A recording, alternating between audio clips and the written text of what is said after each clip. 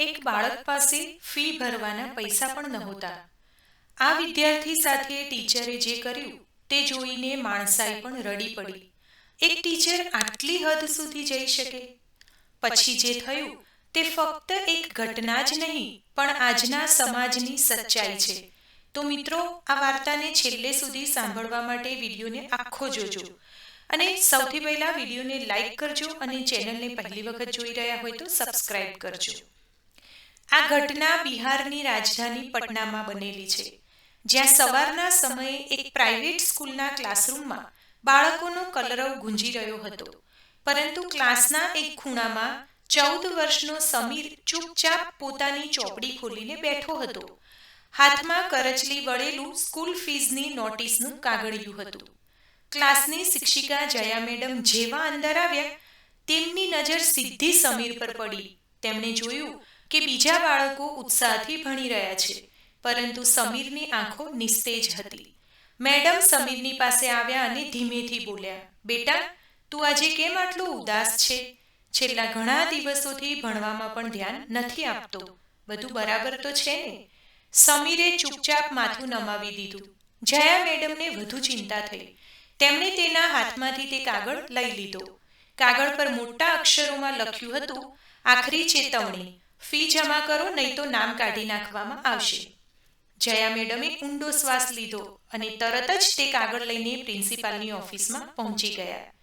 ઓફિસમાં બેઠેલા પ્રિન્સિપાલે કડક અવાજમાં કહ્યું, "મેમ, આ કોઈ નવો મામલો નથી. અમે તેને ઘણીવાર નોટિસ આપી છે.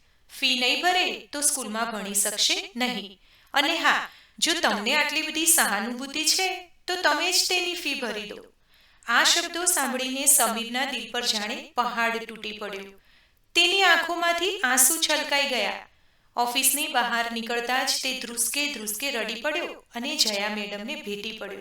"મેડમ, હું શું કરું? મારા પપ્પા હવે આ દુનિયામાં નથી. મમ્મી મજૂરી કરીને માંડ 2 ટંકનું ખાવાનું પૂરું પાડે છે. ફીસના પૈસા ક્યાંથી આવે? શું મારે હવે સ્કૂલ છોડવી પડશે?" જયા મેડમ આ બાળકની હાલત જોઈને પોતાને રોકી ન શક્યા. તેમણે તરત જ સમીરને પોતાની છાતીએ લગાવી દીધો અને તેની પીઠ પર હાથ ફેરવતા કહ્યું, "બેટા, હવે બસ રડીશ નહીં.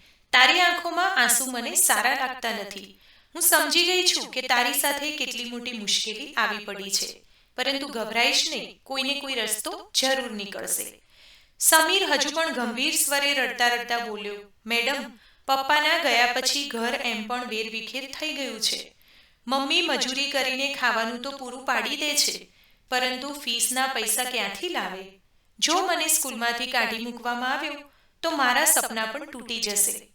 તેની નિર્દોષતા અને પીડાએ જયા મેડમને અંદર સુધી હલાવી દીધા. તેમણે નક્કી કરી લીધું કે આ બાળકને આમ તૂટવા નહીં દે. તેમણે સમીરનો હાથ પકડ્યો અને કહ્યું, "ચાલ બેટા, આજે હું તારા ઘરે આવીશ. તારી મમ્મી સાથે વાત કરવી છે. જો હું તારી મમ્મી સાથે વાત કરીશ તો કદાચ કોઈ રસ્તો નીકળી આવશે."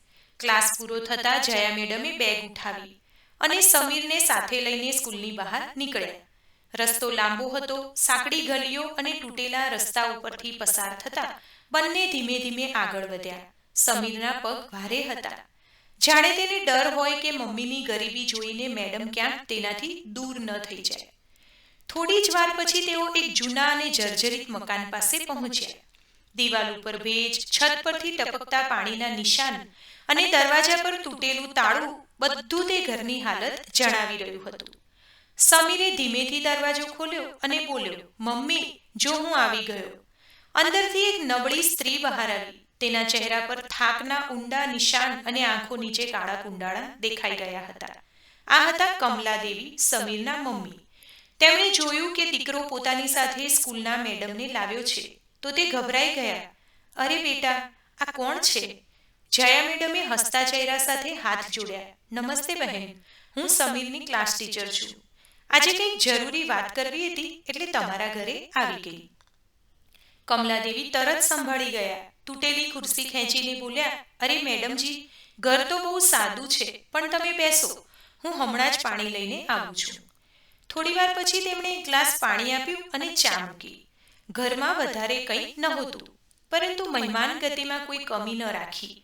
જયા મેડમે તેમની હાલત ધ્યાનથી જોઈ અને ધીમેથી પૂછ્યું, બહેનજી, તમે એકલા જ બધું સંભાળી રહ્યા છો? કમલાદેવીની આંખો ભરાઈ આવી. ધ્રુજતા અવાજે બોલ્યા, હા મેડમ, જ્યાં સુધી મારા પતિ હતા બધું બરાબર હતું. તે એક પ્રાઇવેટ કંપનીમાં કામ કરતા હતા, એટલે જ સમીરને આ સારી સ્કૂલમાં ભણાવી શક્યા. પણ નસીબે બધું છીનવી લીધું.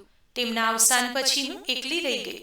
હવે મજૂરી કરીને 2 ટંકનું ખાવાનું તો પૂરું પાડી લઉં છું, પરંતુ ફીસ અને બીજા ખર્ચા ઉઠાવવા મારા માટે અશક્ય છે.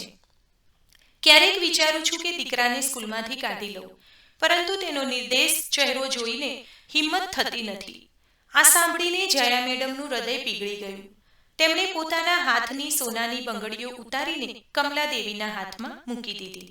બહેનજી, આને રાખી લો અને કાલે જઈને સમીરની ફીસ ભરી દો. બીજી જરૂરિયાતોમાં પણ કામ આવશે. આ બાળક બહુ હોશિયાર છે, તેને ભણતા રોકશો નહીં.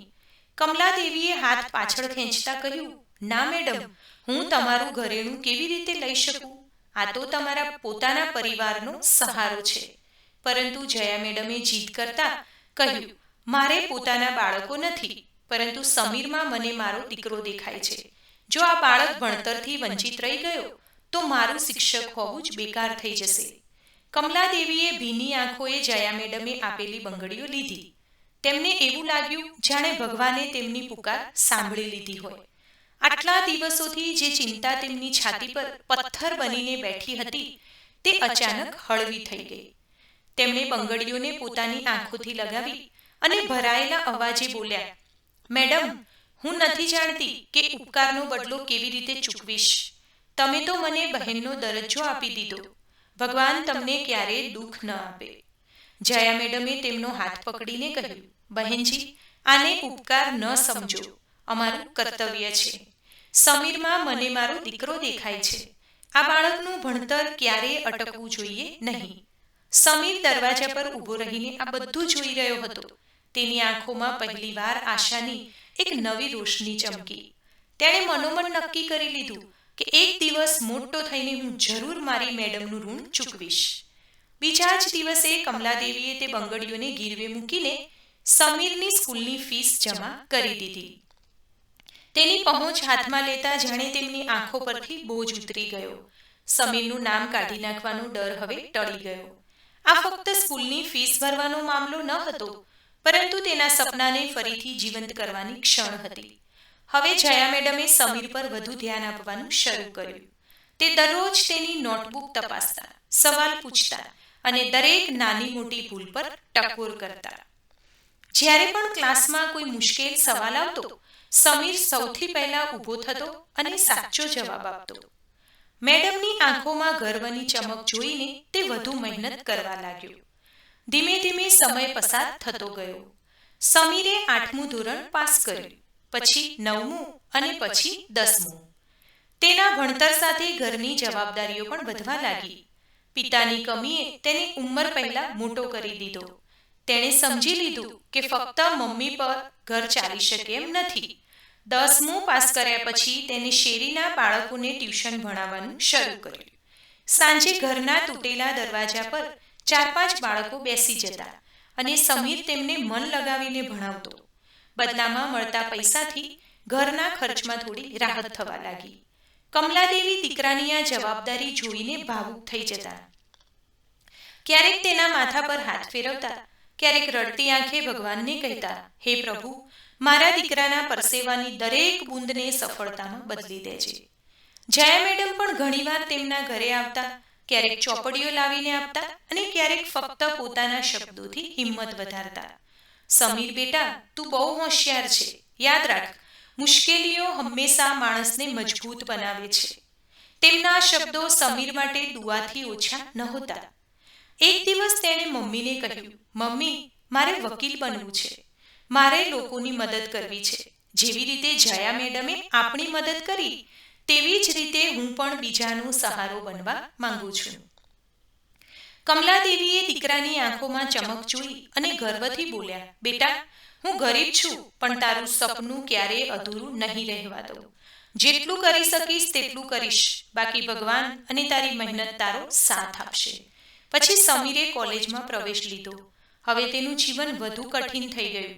દિવસમાં કોલેજના ક્લાસ, રાત્રે ટ્યુશન અને ક્યારેક નાના મોટા કામ કરીને પૈસા ભેગા કરવા. તેની દિનચર્યા સંઘર્ષનું બીજું નામ બની ચૂકી હતી, પરંતુ તેની હિંમત આગની જેમ સળગી રહી હતી. તે વારંવાર પોતાને કહેતો, મારે મોટો થઈને કંઈક બનવું છે, જેથી મારી મેડમ અને મારી મમ્મી બંનેનું માથું ઊંચું કરી શકું. કોલેજમાં તેની ગણતરી સૌથી હોશિયાર વિદ્યાર્થીઓમાં થવા લાગી. ચર્ચા કરવાની હોય, સ્પર્ધા કરવાની હોય કે કોર્ટની કોઈ બાબત હોય, દરેક જગ્યાએ તેનું નામ ચમકવા લાગ્યું. ધીમે ધીમે તેની ઓળખ બનવા લાગી. અને પછી તે દિવસ પણ આવ્યો જ્યારે સમીરે લોનો અભ્યાસ પૂરો કર્યો અને પહેલીવાર વકીલનો કાળો કોટ પહેર્યો. અરીસા સામે ઊભા રહીને તેણે પોતાને જોયો. તેની આંખોમાં આંસુ ભરાઈ આવ્યા. તેણે ધીમા અવાજમાં કહ્યું, મેડમ, આજે તમારો ત્યાગ સફળ થયો છે.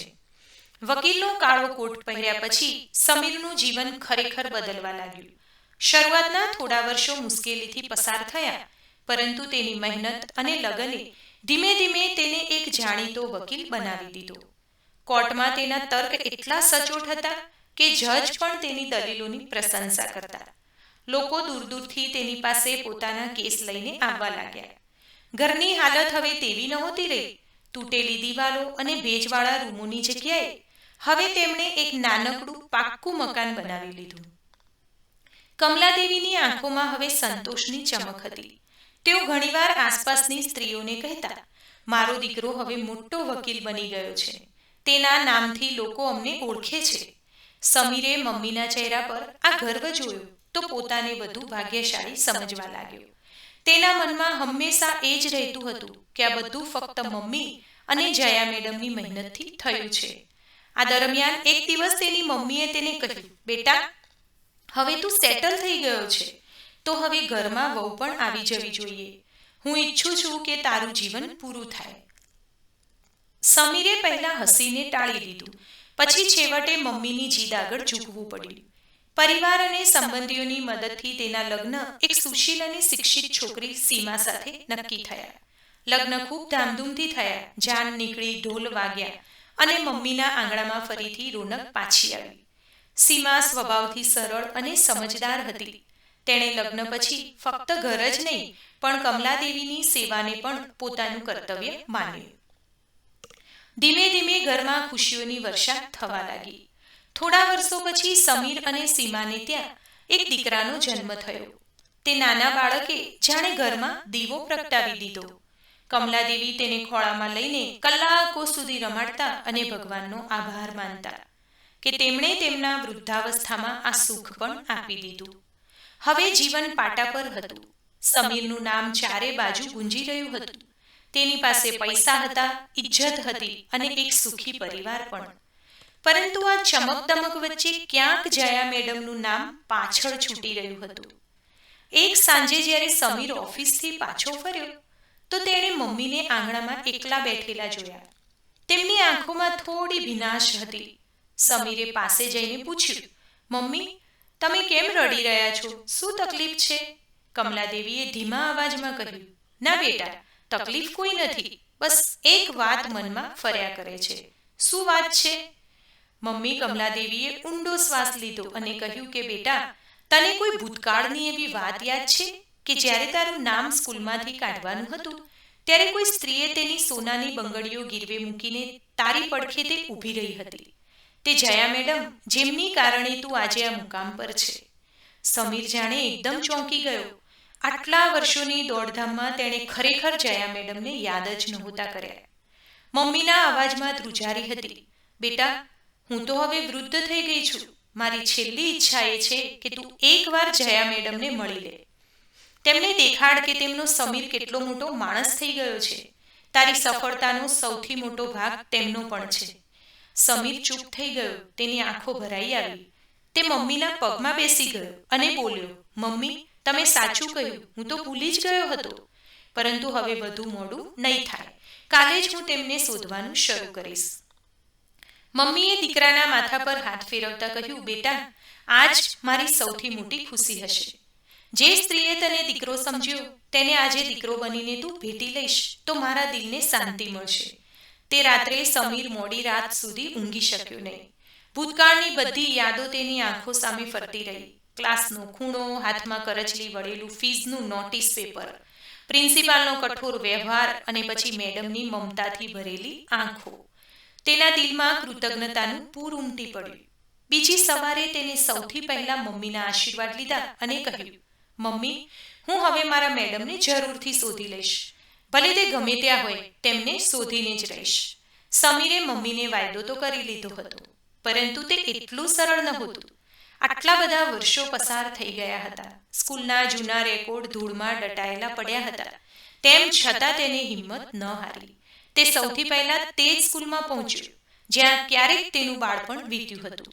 ગેટ તૂટેલો હતો, દિવાલ ઉપર વેલ ચડી ગઈ હતી અને ક્લાસરૂમ જર્જરિત થઈ ગયા હતા. ત્યાં ડ્યુટી કરી રહેલા એક વૃદ્ધ ચોકીદારને તેણે જયા મેડમ વિશે પૂછ્યું. ચોકીદારે કહ્યું, બેટા, હું તો પછીથી અહીં આવ્યો છું, પરંતુ જૂના સ્ટાફનો રેકોર્ડ ઓફિસમાં પડ્યો છે. કદાચ તને ત્યાંથી કંઈક મળી જાય. સમીરે રેકોર્ડ રૂમમાં જઈને જૂની ફાઇલો તપાસી. ધૂળ ઉડી રહી હતી, આંખો બળી રહી હતી, પરંતુ તેના દિલમાં આશા જીવંત હતી.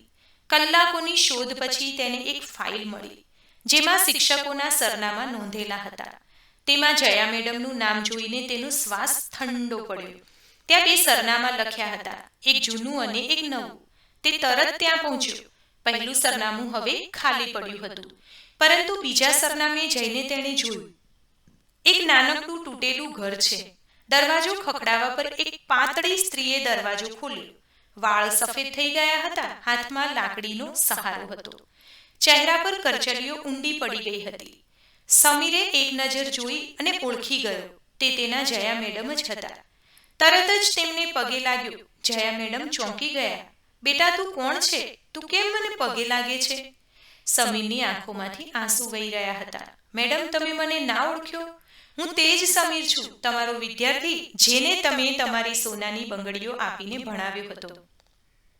જયા મેડમે ધ્યાનથી જોયું અને તેમની આંખો પણ ભરાઈ આવી. અરે, તું તે જ સમીર છે? ભગવાન, આજે મારી તપસ્યા પૂરી થઈ. મેડમે સમીરને ગળે લગાવ્યો. બંનેની આંખોમાંથી આંસુ વહી રહ્યા હતા. સમીરે ઘરની અંદર પગ મૂક્યો તો તેની હાલત જોઈને તેનું દિલ તૂટી ગયું. ઘર તૂટેલું ફૂટેલું હતું, ફ્લોર ઉખડી ગયો હતો અને અંદર બહુ સાદો સામાન પડ્યો હતો.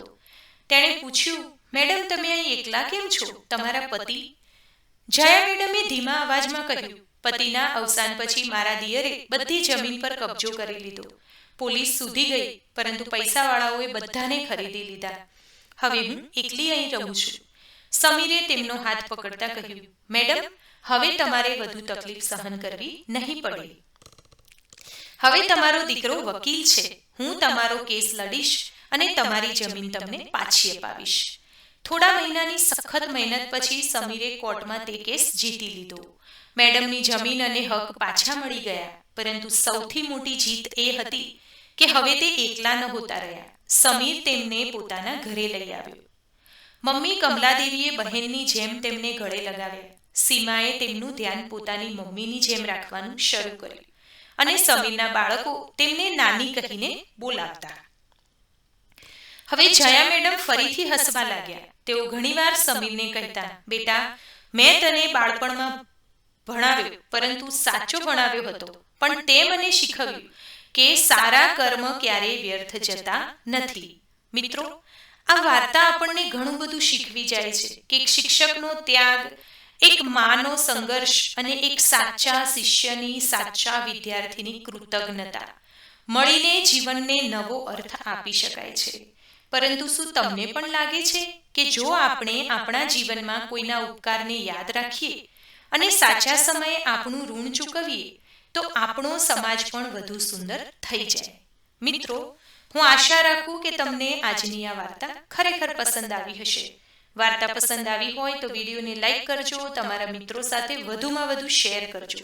અમારી ચેનલને પહેલી જ વખત જોઈ રહ્યા હોય તો સબસ્ક્રાઇબ જરૂરથી કરજો, જેથી નવા આવનારા વિડીયો તમને સાંભળવા મળતા રહે. ધન્યવાદ. સર્વેને મારા જય શ્રી કૃષ્ણ.